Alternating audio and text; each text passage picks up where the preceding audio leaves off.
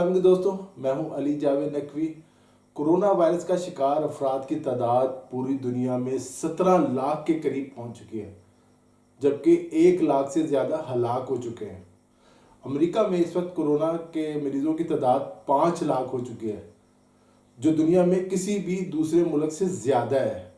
اب تک 17,000 سے زیادہ امریکی ہلاک ہو چکے ہیں، جبکہ 11,000 کے قریب کی حالت جو ہے تشویشناک ہے۔ اسی طرح اٹلی میں کورونا وائرس کا شکار افراد کی تعداد تو 1,44,000 ہے، لیکن ہلاکتیں 19,000 کے قریب ہو چکی ہیں۔ اسپین میں 16,000 ہلاکتیں ہو چکی ہیں۔ فرانس میں 12,000 سے زیادہ لوگ جو ہے موت کے منہ میں جا چکے ہیں۔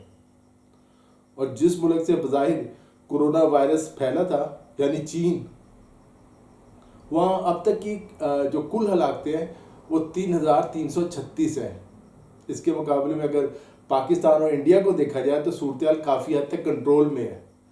پاکستان میں اب تک 5,000 افراد کورونا کا شکار ہو چکے ہیں، جبکہ جاں بحق ہونے والوں کی تعداد 70 ہے۔ انڈیا میں اب تک 7,000 سے زیادہ کیسز سامنے آ چکے ہیں، جبکہ 230 ہلاک ہو چکے ہیں۔ یہ تعداد دنیا بھر میں مسلسل بڑھ رہی ہے۔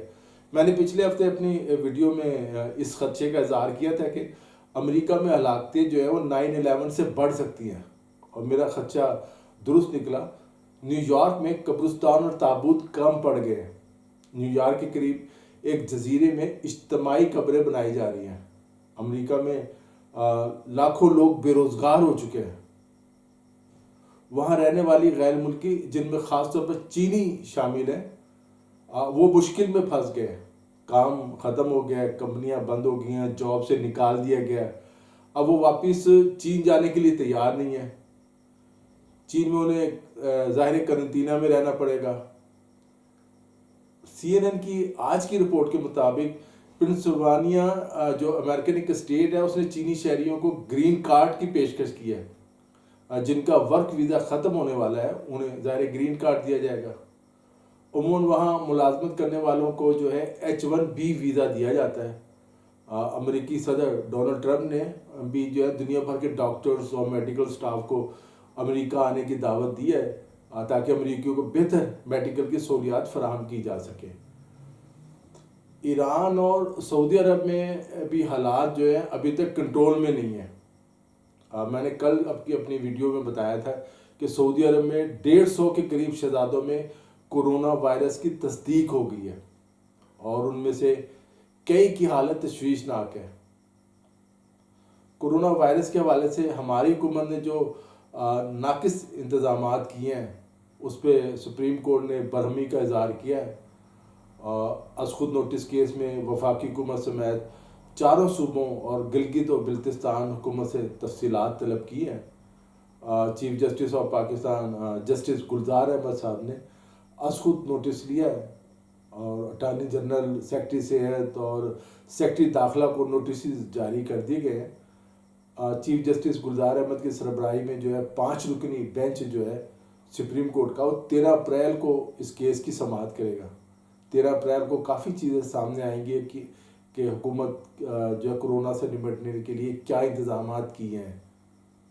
سندھ حکومت نے تو یہ الزام بھی لگا دیا کہ وفاق نے کورونا وائرس کے ٹیسٹ کے لیے ناقص کٹس دی ہیں، جس کی وجہ سے صحت مند لوگوں کو پازیٹیو اور کورونا کا شکار مریضوں کو صحت یاب قرار دے دیا گیا۔ حکومت ضرورت مند خاندانوں میں جو 12 ہزار روپے تقسیم کر رہی ہے، اس حوالے سے بھی کئی لوگوں کی طرف سے تنقید کی جا رہی ہے۔ کئی جگہ سے بھگدڑ بھی مچی ہے، لاٹھی چارج بھی ہوا ہے، ایک خاتون جاں بحق بھی ہو گئی ہیں، درجنوں زخمی بھی ہوئی ہیں۔ یہ بھی افسوسناک بات ہے۔ کوئی اچھا مناسب طریقہ کار اختیار کرنا چاہیے۔ اب ایک سیاسی خبر، وزیر خارجہ شاہ محمود قریشی نے آج شام وزیر اعظم عمران خان سے اہم ملاقات کی ہے۔ اس ملاقات میں تحریک انصاف کے اندر جو ٹوٹ پھوٹ ہو رہی ہے، جہانگیر ترین کی طرف سے پارٹی میں گروپ بندی کرنے، اراکین کو عمران خان کے خلاف اکسانے اور تحریک عدم اعتماد پیش کرنے کی کوششوں کے حوالے سے بات چیت ہوئی ہے۔ ذمہ دار ذرائع کا کہنا ہے کہ شاہ محمود قریشی نے وزیر اعظم کو مشورہ دیا ہے کہ جہانگیر ترین کو شو کاز نوٹس جاری کر کے پارٹی سے ہی نکال دیا جائے۔ تاکہ پی ٹی آئی کے اراکین اسمبلی ان سے رابطے میں نہ رہیں۔